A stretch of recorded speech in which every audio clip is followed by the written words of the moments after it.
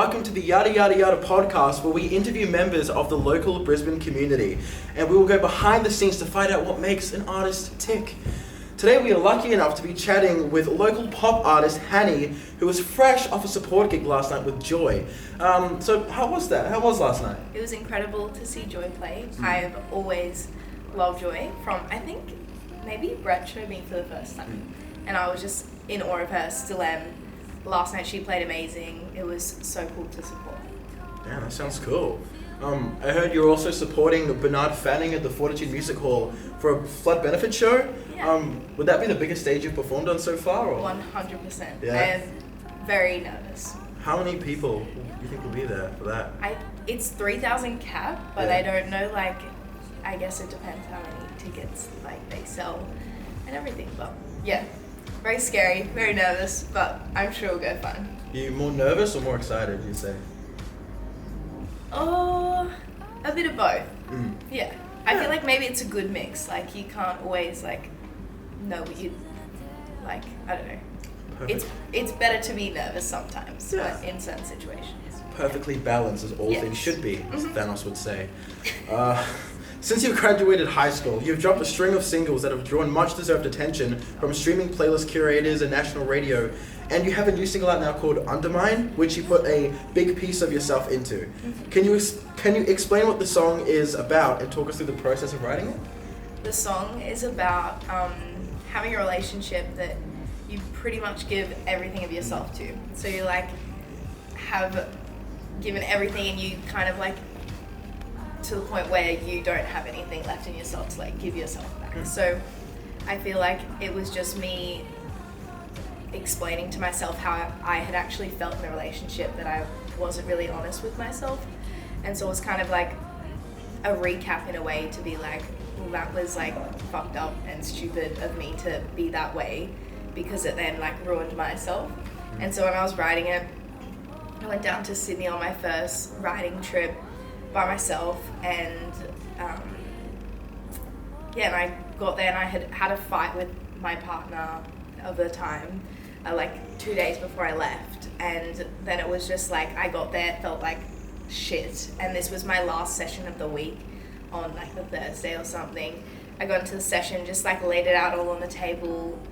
Charlie was the producer and Hannah was a top liner that came and we wrote together, and it all just poured out. It was one of those songs that was just a quick write, and we all worked so well as a team together that it was just easy and so nice to create music in that scenario. But yeah.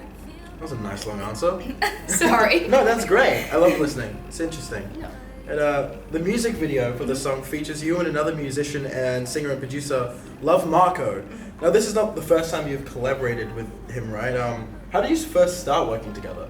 He went to MIC as well, so we both graduated from MIC, and he's been a best friend, literally number one best friend since I left MIC.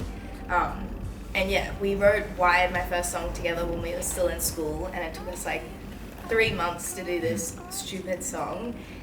It's not stupid, I take that back, but so we've collaborated on so many things now, and we'll just do sessions all the time. But yeah, he's bestie for life, for sure. And it was awesome to create a music video with him, and I think I wouldn't have been comfortable with anyone else doing it, so yeah. It's cool. Yeah. Should check out his music. Oh, it's incredible. You guys should check out his music. Love Marco. Brisbane has a pretty tight music community. Who else do you spend a lot of time collaborating and making music with? I have a couple friends. I have a pretty good group of music friends. One to name a couple would be Walter. She's just started a new project, and it's the coolest project ever. The idea behind it is just the most amazing thing ever. Obviously, love Marco. Who else? Toby Hobart. He's another incredible artist that does pop. We've got a cute little tight knit group. Kevin, Kaleb. Yeah, we all just love creating and doing stuff together, even if it's just going and creating content rather than actually getting in the studio and making music. But yeah, it's amazing. Nice. Any plans to tour the new single? What can punters expect at a HANNI live show? Lots of jumping around on a stage, me telling people to dance more, I don't know, lots of new music. Like I normally play like a couple old ones and a lot of new ones that will be hopefully coming out. Damn, I've got to come to one of these shows. Indie. So, the spicy cough, the 1-9, the Rona, has had a pretty big impact on the music industry. What do you think the future of the music in Australia might look like? As in, like, how do you think the music industry will change? Good, really good question. I feel like maybe for people that have like only recently started and stuff, it will be a challenge because there's not the same opportunities that there was prior to COVID in the way, like there's obviously different opportunities, but like I feel like even in a gig scenario, it's harder to get people out. Like some people don't want to go out because they don't want to be around crowds and stuff. So even from like a live perspective, that's hard. And then like obviously when borders and stuff were closed, that was like a struggle in itself because you couldn't go to Sydney or you couldn't go here or couldn't go there to collaborate with other artists and producers and whatever else. But like long-term effects, I think like you're gonna see it's gonna be an ongoing thing for a while, even if COVID's like not really around anymore. I feel like it's like building up the industry back to what it was before. And like I feel like supporting the younger artists and like artists that are coming through is gonna be something that's like everyone needs to hone in on because it's fucking hard. And yeah, I think COVID's just made it like 10 times more harder. Yeah. What an insightful answer to a question I definitely wrote myself. Any advice you'd have for emerging musicians? You know, maybe those still at school and dreaming of a career in the industry? I would honestly just say like, do not have a backup plan. Like that is I've said that from the start, like no matter what you're doing, even if you're not going into the music industry, like if you want to do something, like go head bang for it. Like nothing else is in your viewpoint. Like you are solid on what you want to do and just like plan out your goals and like you'll slowly see over time that they'll like tick off and you're like, oh, that was a goal I set like 3 years ago and it's like cool to like finally be able to tick that off my list. And yeah, I think just knowing that like you have something special to like offer people rather than like just following the mainstream of someone else's line. Like do what you think's best and create music that is like true to you. Like don't let anyone tell you that you should be doing something else. Like no, don't listen to them. Yeah. And you have the single. Mm-hmm. What's next for HANNI? Definitely another single, maybe 2 singles, and then we're dropping an EP. Oh, exciting. Do you know, do you think you know when you'll be dropping that EP? I could not tell you. Yeah. Not because I don't know. That's not in my control. It's just slowly making them and making sure that they're perfect and not rushing anything really. Yeah. How would you describe the process of like making an EP? Is it like? I feel like I have like quite a few EPs worth of music, but like I just got told the other day that I'm pretty much going to go to Sydney and rewrite something because we think we can do it like even better than what I have. So like not like settling for something just because you want to put music out, like actually, I don't know, working towards something that you're like completely 100% happy with. Yeah. Do you have any like tips for creating music? People that might be going through like writing blocks or?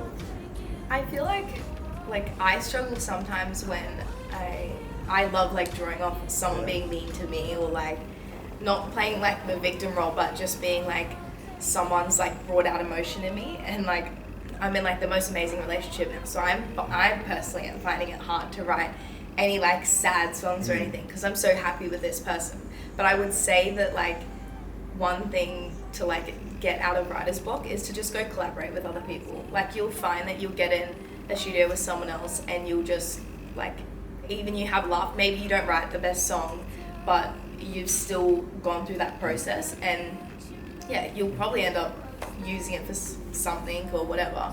But yeah, just collaborating with people, sitting down, getting sad in your feels, that's what I love to do, but maybe that doesn't work for other people. I don't know. Because I myself personally have been like trying to do more songwriting and more how do I put it, like emotional stuff, I suppose, but because of my out there brain, all my songs that I've written have been about like pizza. And like I wrote like a fake Pizza Hut advertisement song. That's and sick. It's, like, a bunch of comedy music like Bo Burnham. And like it's great and it's funny, but I was like I really wanted to get out of that, so maybe I just gotta collaborate. Yeah. And do more stuff 100%. like that. And get like in your feels, like think about something and then like delve like deep into it. Like go to like the depths. Like maybe that's not your like say someone comes up to you and like says something mean and then you like go into like the nitty gritties of like all of that. And then like you'll get like cool lyrics from like random things that come up. I just have to imagine a world where like chocolate milk became illegal. And that would be just, devastating. Yeah, I'm a bit of a chocolate milk addict. But you know what? It's better than being addicted to other stuff. You're not wrong. Yeah. You're not wrong. Would you say you have like a favorite song that you've made? That I've made? I would definitely say Undermine that I just released would definitely be up there. Like that to me was like finally everything that I wanted to say in a song like came out perfectly in the like most perfect way. I would say I have some other favorites, but they're more so like more acoustic, like chill like songs rather than like fully produced like finished songs. I don't know. I definitely have lots of songs that I love, but picking my favorite, I don't know, that would be like me sitting down for a couple of hours and like listening to it. Picking a favorite child? Yeah. Something like that? I do. I have another song that I wrote in Sydney on the same trip as Undermine, and that's probably my second favorite. It's called The Border, and it definitely will come out soon. Keen. Check that one out. Out of all the songs, like how many songs would you say you've written? And out of all the songs you've written, how many actually have been released? Oh. I couldn't give you a number on how many songs I've written, but like the percentage would be super low for what I've released. Like when I've only got like 5 songs out, I've written lots and lots and lots. And some of them like no one will ever see because they're just like special to me and like mean too much to me to like put out, or I don't think they're good enough or whatever. But yeah, hopefully soon there'll be heaps more music out. How much? You go. Next. Okay. How much would you say MIC helped with your music endeavors? Honestly, I don't think I would have started a career in music if it wasn't for MIC. Like 100%, anyone could ask me that question, and I would say the same thing. I remember like Brett, I did a performance. What was this? I don't know what it was for. It was for something, and I got off and Brett was like, "You actually can sing."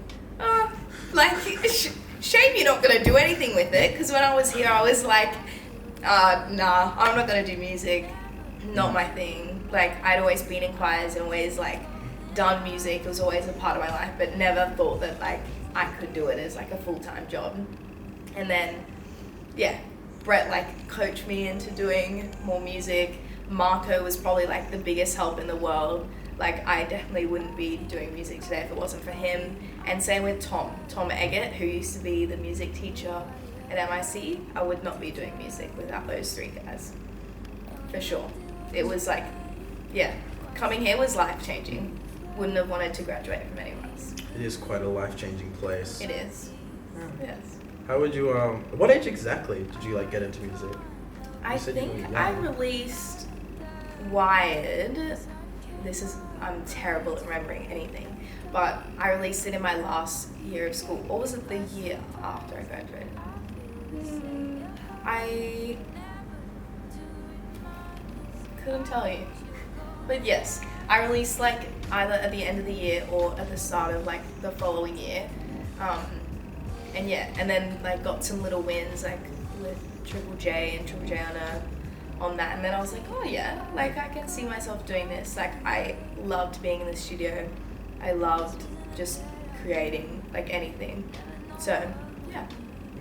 Any other types of art you like to delve into as music kind of your?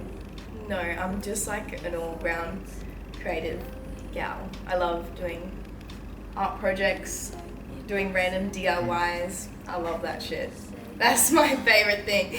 I'll get so distracted with an art project and like everyone, like my manager will be like, no, Hannah, like get back to music. I'm like, okay. Yeah.